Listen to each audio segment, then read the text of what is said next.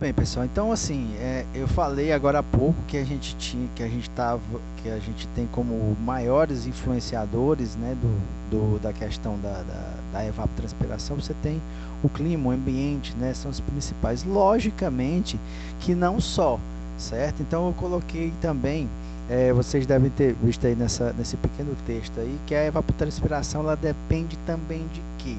Ela depende também de condições da planta. O que quer dizer isso? Quer dizer que a planta, não só a característica da própria planta, né, com relação a que espécie de planta ela é, certo? O porte dessa planta, se ela é uma planta mais juvenil, se ela é uma planta mais velha, né? Então tudo isso depende também a questão da quantidade de evapotranspiração que ela vai ter, certo? Então isso influencia, certo? Os diferentes estádios de desenvolvimento.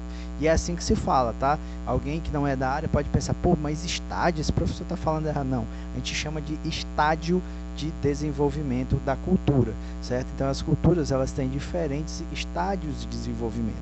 E nesses diferentes estádios de desenvolvimento, ela apresenta diferentes demandas hídricas, certo? Que também são influenciadas pelo ambiente. Um exemplo que a gente pode dar, similar, é que você vai ter que um adulto e uma criança, eles vão consumir água em proporções diferentes, certo? Então, você tem no estádio juvenil, logicamente você não vai consumir a mesma quantidade de água que uma pessoa adulta, não é a mesma necessidade, não é os mesmos quantitativos, certo? Então, você tem parcelas também dentro de uma cultura, né, de uma cultura produtiva, que nas fases mais juvenis da cultura você tem uma proporção maior de água compondo aquela planta, certo? Então tudo isso vai influenciar. Outra coisa, né, que eu acho que a gente já falou até ou chegou a comentar de maneira bem rápida, que a textura do solo ela também influencia, né, nessa condição. Aí você pode dizer, mas como, professor? É só você imaginar o seguinte: quem gosta de ir à praia, quem gosta de quem está nessas regiões praianas, né? Às vezes quem não está nessas regiões praianas, mas tem as regiões que tem praia de rio, né? Então essas regiões, quando você vai para esses locais, que você pisa na areia, o que acontece?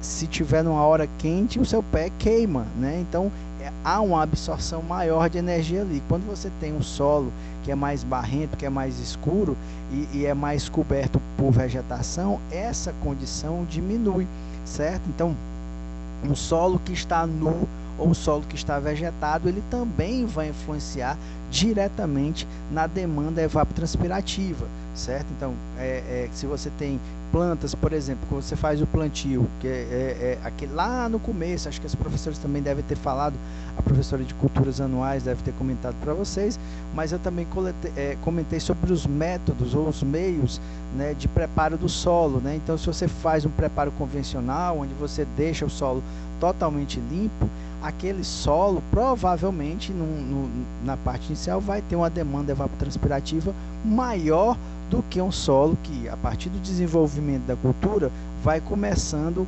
a bloquear os raios solares e, vamos dizer, a captação de energia, né? Porque o que acontece? A radiação, quando bate no solo, ela vai captar energia, vai absorver energia calorífica, né? Então, quanto mais energia calorífica tiver, mais, logicamente, o ambiente vai evapotranspirar também. Então, esses são alguns fatores também que são intrínsecos à própria evapotranspiração. Mas, predominantemente, nós vamos ter aí como influenciadores diretos vamos dizer, da evapotranspiração, os elementos climáticos, o tempo e o clima vão influenciar diretamente aí na demanda evapotranspirativa de uma cultura, beleza?